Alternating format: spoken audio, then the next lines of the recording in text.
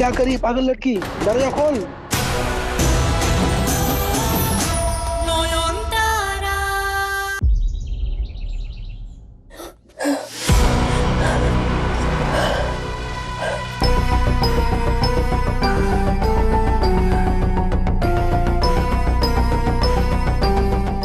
दादा, दादा वापस आ गए।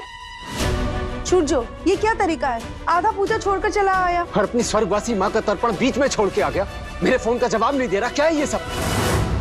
सूरजो ने आपका फोन इसलिए नहीं उठाया क्योंकि वहां उसकी पत्नी मौत से लड़ रही थी। या शायद आप सब लोग इसलिए हैरान हैं क्योंकि आपने सोचा होगा कि वहां नौयन अपना काम कर चुकी होगी, शायद मैं जिंदा वापस नहीं लौटूंगी। मुझे तो लगता है कि नौयन की उस साजिश में आप लोग भी शामिल थे।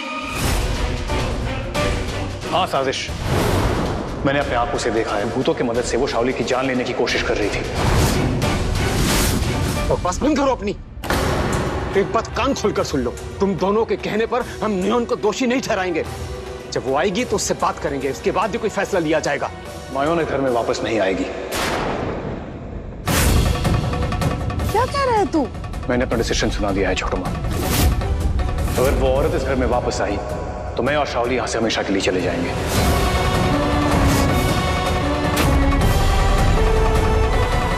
अब फैसला आप लोगों का है। आपको इस घर में आपका बेटा और बहू चाहिए या वो नौयन?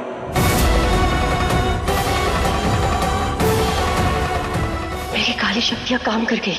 आ गया सूरजो मेरे वश में।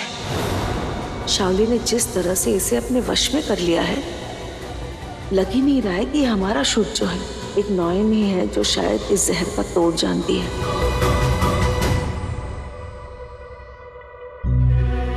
हेलो नौयन, तुम कहाँ हो? यहाँ पे बहुत गड़बड़ हो गई है। छोटो माँ, आप शांत हो जाइए। मैं घर लौटूंगी तो उस प्रमाण पत्र के साथ ही जो ये साबित करेगा कि शाओली दी और डॉक्टर बाबू की वो शादी वो गैर कानूनी थी। वरना डॉक्टर बाबू मुझे घर में घुसने नहीं देंगे। सच? ऐसा सबूत ढूंढ लाओगी तुम? ढूंढना पड़ेगा छोटो माँ, वरना इस शाओली दी से डॉक्टर बाबू और इस परिवार को कोई नहीं बचा सकता।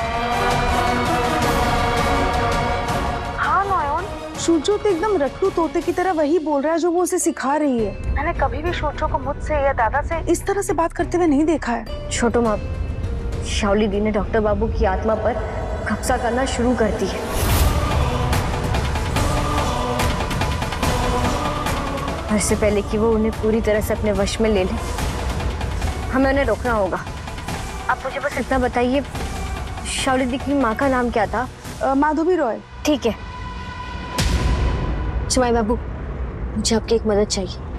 हमें होशियारी से बाईपास मेडिकल कॉलेज के रिकॉर्ड वाले कमरे में घुसना होगा, जहाँ वो कागज रखे होते हैं ना, वहीं पर। पर वहाँ सब कुछ तो अंग्रेजी में लिखा होगा, मैं कुछ भी पढ़ नहीं पाऊंगी। वो कमरा कहाँ है मुझे ये भी नहीं पता है। एक काम कीजिए ना, वहाँ क्या लिखा होगा कि आप मुझे कागज पर लिखकर दे दीजिए। शाओली दी का जन्मदिन अभी कुछ दिनों पहले ही था, तो मुझे उनका जन्म तारीख याद है। लिख तो मैं दूंगा नौयन, पर तुम रिकॉर्ड रूम में अंदर जाओगी कैसे?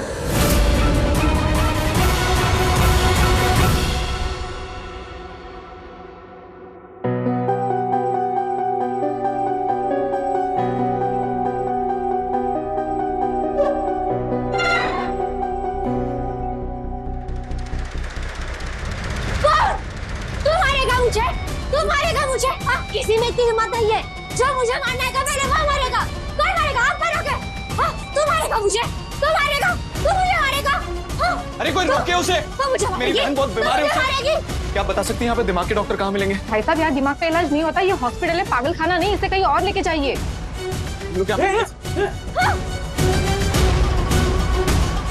जो मुझे पकड़ना आएगा उसका सर खोल दूंगी मैं। मुझे मारेगी, मुझे मारेगी, तू मारेगी मुझे। कहाँ है ये रिकॉर्ड रूम? माफ कीजिएगा बाबा भूतनाथ, मुझे लोगों को ऐसे नहीं डराना, लेकिन सच जानने के लिए मुझे नाटक करना ही होगा। कैची नीचे रख दो तुम। अरे सुनो,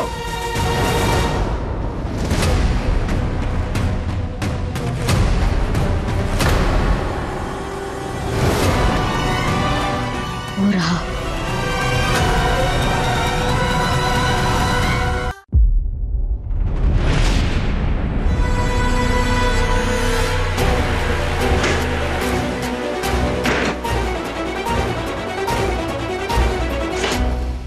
अरे क्या करी पागल लड़की, दरवाजा खोल। लगता है अभी पुलिस को फोन करके बुलाना पड़ेगा।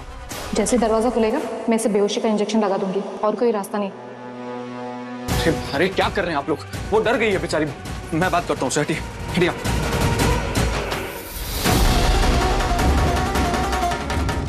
नोयन जल्दी करो, इससे पहले कि ये लोग सच में पुलिस बुला लें।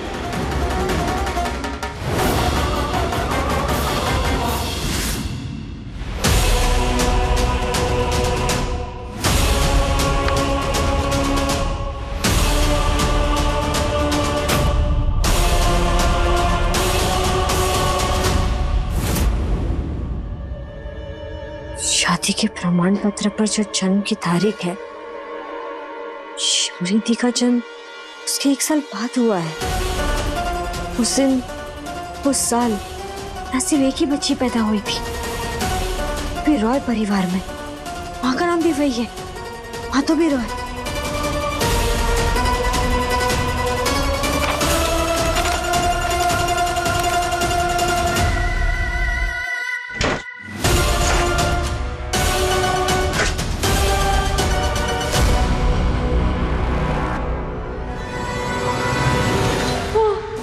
कैची तो अंदर ही रह गई, अब कैसे बचाऊं खुद को?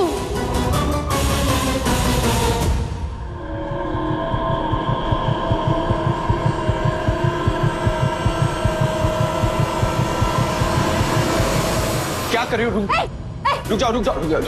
सुनो सुनो सुनो, किसी को चोट लग जाएगी। मैं जा रहा हूँ अपनी बहन को लेके, आप किसी से कुछ मत करिएगा please. Very sorry. Chitra, Chitra. हाँ, डॉक्टर सेनगुप्ता बोल रहा हूँ। पेशेंट नहीं, मैं अभी नहीं आ सकता, मेरी बीवी की तबीयत ठीक नहीं है। अर्जेंट है तो क्या करूं? या तो कहिए वेट करने को, या किसी और डॉक्टर को कंसल्ट कर ले।